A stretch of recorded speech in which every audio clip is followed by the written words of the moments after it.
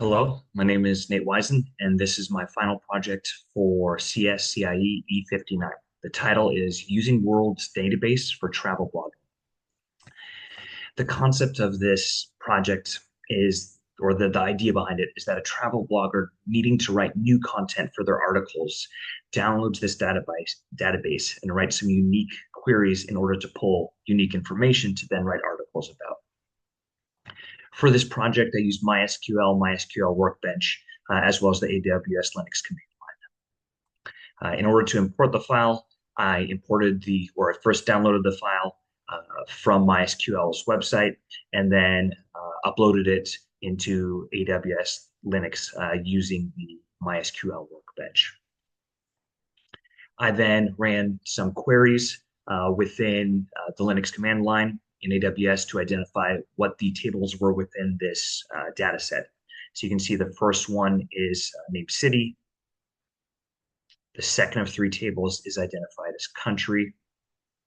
And the third is country language. And what this data set does is it provides all the countries in the world, the cities within those countries, and then the languages spoken within those countries. Well, pardon me, I jumped. As far as tables, I then mapped these tables looking at the relationships. Here's the ERD on those three tables: city, country, and again, country language making up the third table. Now we get into the fun stuff, the queries. Again, this is taking place from the perspective of a person who writes a travel blog and needs unique content in order to write about. So the first query is to determine countries with the most languages spoken. As you can see, I have the query here as well as the results. And this is Canada, which is, according to the data set, the country in the world with the most languages spoken. So again, providing interesting content material this blogger could write about. The next query was to determine the single language spoken by the most countries. As it turns out, as you can see on the screen, English is the language spoken by the most countries. And there are over 60 countries in the world that consider it one of their official languages. You can see both the query and the result on the screen. Then this travel blogger wanted to write a query to discover which countries have multiple official languages.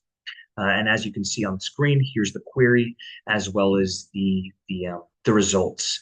So there's quite a few countries that have multiple official languages, again, providing excellent content for a travel blogger to write about. The third query is a query to determine the two countries with the most French-speaking citizens. Why French? I speak a little French, so I thought it'd be interesting to run this query. And our hypothetical travel blogger also speaks French, so that blogger was very interested in this content. As you can see, here's the query. Here are the results. Both Canada and France are the countries where they have the most French-speaking citizens by city count, or the most cities within that country that speak French. So again, interesting subject material for the travel blogger to write. Finally, this query, the fifth query, is looking at the top three cities for each country by population and then grouping them to return the result correctly.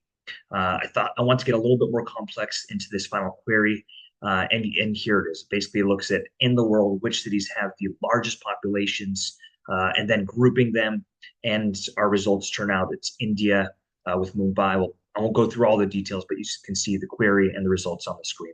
And again, this provides interesting subject matter for a travel blogger to write about, or if not to write about, at least to dive deeper into researching these cities. So it's interesting.